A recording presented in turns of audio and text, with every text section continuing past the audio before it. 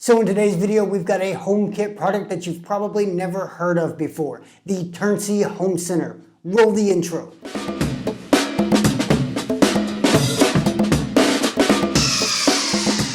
Greetings Internet, it's Dustin again with myHomeKithome, bringing you all things Apple HomeKit, from news to how-tos to product reviews, just like this one. So if that's something that you're into, go ahead and hit that subscribe button and the bell notification so you don't miss out on any of our new videos as soon as they're released. So over the past couple of months, we've been looking at the Acura Smart Home lineup of accessories, and I really quite enjoy it. It's fast, it's reliable, it's really versatile, and they have a pretty wide range of smart home accessories to choose from. But there is another contender in this whole Zigbee smart home HomeKit race. And I'm not talking about Philips Hue, I'm talking about Xiaoyan or Terncy Home Center Smart Life lineup of accessories. Now, they did send us this review unit for the purposes of this video, but that's not going to influence me in any sort of way.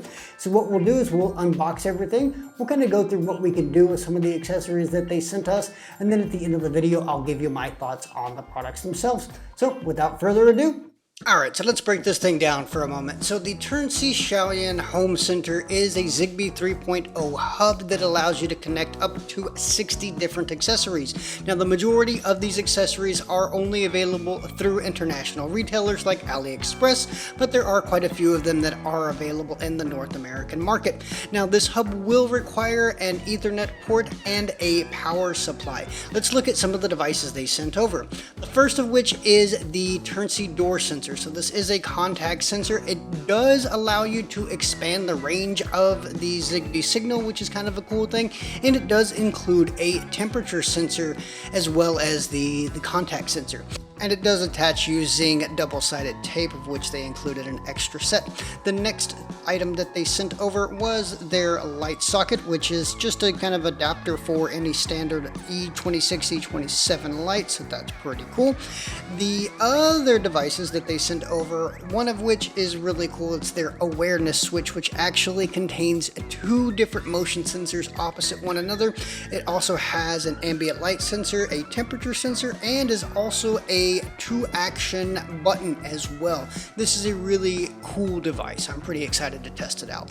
The last item that they had sent over was their smart dial. This is a continuous rotary dial, and it also has a button. This is a pretty unique device, although we don't have access to the rotary control in HomeKit. So let's go ahead and get the home center set up. Here we have our router, and all we need to do is just simply connect the Ethernet cable, which is provided, into an open Ethernet port on our router, and then we connect the power supply. I'm using the power supply here on my router, so no big deal there. We'll get the flashing light, and then we'll go over to the app. So getting this thing set up in the Terncy app is a breeze. We simply log in. Now, we do have to actually log in and use credentials. However, one of the things that I really liked about the Terncy app is that they do incorporate sign in with Apple, which makes me a little less weary of the whole system. So that's a good thing. Getting here, we just simply go down and we'll tap Add Home Center. We'll scan the code on the bottom of the device, as we can see there. It adds in just seconds. I promise that was exactly how long it took. I did no video editing for that. That was really cool. And we'll simply move over our credentials there. We'll look and see that we've got a tip here for how to set up the accessories, but I'll show you how to do that now. So setting up the accessories is pretty straightforward. Each of the devices has some sort of button on it, and so from the accessories tab, we'll tap the button at the top right. For the door sensor, there is a button on the front of the device there, and it will show up. You'll see it there, and they'll simply add that by tapping the add button to the right of the device there. We can see that here with our light socket, there is a button on the device itself, which also acts as an on-off switch. For our awareness switch, we simply tap the big button on the middle of the device, and for the smart dial, we simply press the button that is the button on the smart dial. Pretty straightforward, takes about 3 seconds, just like well, typically any Zigbee hub that's going out there. Once we've added our devices here, we'll tap add and we can change the name of the device. We can choose which room it's in as well. And if we scroll to the bottom, we can add a new room, but it does give us some options for different rooms there. Jumping into the Terncy app, there's not a whole lot to talk about in this app. We do have scenes, just regular old collections of different actions that we can trigger, good morning scenes, leaving home scenes, so nothing too crazy there. Looking at our accessories tab, we can get some controls there from the different accessories that we have set up with our Terncy Home Center. We can, of course, control our light, and then we can get into some of the settings of the individual devices themselves. Where we really start to kind of see some magic happen here is in the automations tab. So we have a few different options for automations. We have our routines, which are basically schedules, so time of day, days of the week, those sorts of things. We also have timers, so delay timers, which is really cool. I really want to see this come to HomeKit itself. We're not going to see it in iOS 14, it doesn't look like, but that's something I definitely would like to see in the future. We also have if-then statements, so if a sensor detects something, if a light is turned on, then something else will happen. Nothing too crazy there. We also have accessory-based automations, right? So with the smart dial, we can do a number of different actions based on other accessories that we might have, and I'll get into that in a future video. Other than that, we just have some sort of app settings here that are specific to the app. We can, just kind of change some of the app settings, so nothing too crazy there. Let's look at these accessories in HomeKit. Starting out with the door sensor here, we can see that it is a contact sensor in HomeKit, so it shows us the open and close state of the door, and we can take action on that in automations if we so desire. And we also have access to a temperature sensor, which is a nice addition, especially for a door and window sensor. If you have it connected to a kind of an exterior door or a window, that's definitely going to give you some information that you could find useful.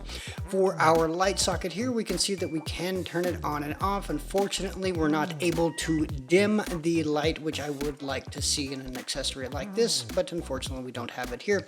So all of our settings here are pretty much the same. We do have some suggested scenes, which is a new feature that came to us in iOS 13, and we can see that we can easily add the device to one of our scenes. Here we'll choose our all lights off scene, and we can make sure that it actually turns this light off as well, because it is an all lights off scene, but we can choose to have the light turn on if we so desire. We can use this in any of our other scenes there as well. So going back through this, we'll go over to our awareness switch, and we can see that it does have two tiles. So our first tile does contain 4 different accessories. We can see that it has our ambient light sensor, 2 motion sensors, and a temperature sensor as well. So this is a really pretty interesting device. It does it confuses me a little bit about why you would want to have 2 motion sensors, but I guess if you're coming or going in maybe a hallway setting, this could be relatively useful. Now we have, our standard settings here. I don't personally think I need this in my favorite, so I'll go ahead and turn that off, but we can go in and we can see the different accessories that we have in there, the individual accessories. For some reason here, when we tap on the accessories, it actually brings up the 5 different accessories, which does include the button. So with the button in the awareness switch, we do have the ability to set a single action, or a single press, and a double press as well. So that's a pretty useful little device.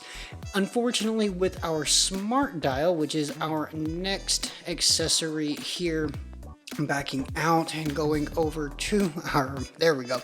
If we go into our smart dial there, unfortunately we don't have the rotary control here, but we do have a single and a double press action if that's something that you would like to set up using other HomeKit accessories.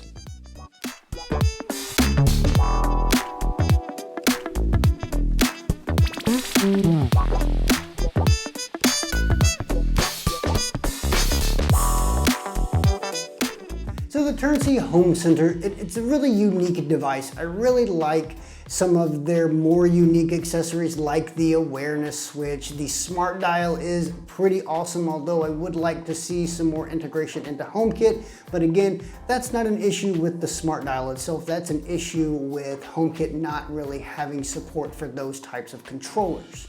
Admittedly, the smart light bulb adapter is a bit dated, and I wasn't able to get my LED filament bulb to actually work with it. I'm not sure if it's just too powerful or what's going on there, but it is, you know, if you've got a halogen bulb, you've got some other type of bulb that you need and you want to work in a specific situation, that's going to work in a pinch. The door sensor really performs as you would expect it to. It gives you those instant notifications because it does use that Zigbee 3.0 protocol. You get really instantaneous responses when the doors open or close, so I really enjoy that. In terms of the awareness switch, I really do like the idea of combining a motion sensor and a button, as well as the ambient light sensor and the temperature sensor, but I'm just not so convinced that we need two motion sensors in this device. You do run into some issues of triggering, you know, because of the range, you run into some issues of triggering, you know, one of the other motion sensors when you didn't really intend to.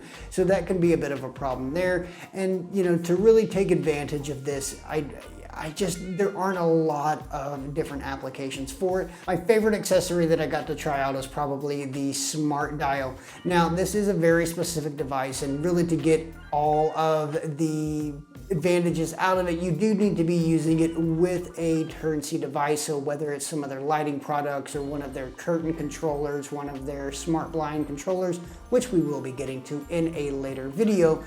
Or you can set it up with Sonos and really be able to control the volume and playback, and that's a really cool thing. So I'm really looking forward to testing this out and going through all of the different things that we can do with it, and I definitely encourage you to stay tuned if you're interested in seeing some of that content. In general, I do have to say that Terncy's products are a very good option for you if you're looking for a very fast, very reliable, you know, it uses that Zigbee connection, which is always a great thing. You know, you do have to use one of your Ethernet ports on your router for it, but for me, that's not really a big deal. They're also really competitively priced, and in fact, some of their devices, depending on how you want to calculate it, could even be cheaper than some of the other competitors out there. So that's something that you might want to look at. You know, the only downside is that the selection of different products that they have is a little bit limited. We don't have as many different types of sensors, for example, but we do have things like roller shades and curtain controllers and those sorts of things which you can pick up using links that you can find in the description box down below.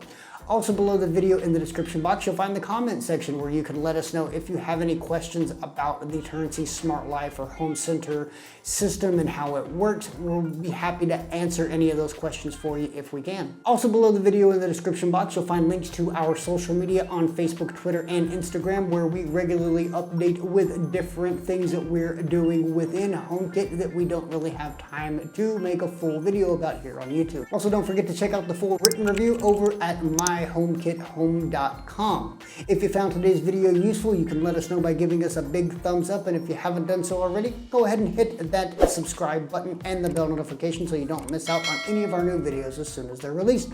Well, that's a wrap on another one, folks. I do thank you for watching, and until I see you in the next one, this has been Dustin with My HomeKit Home.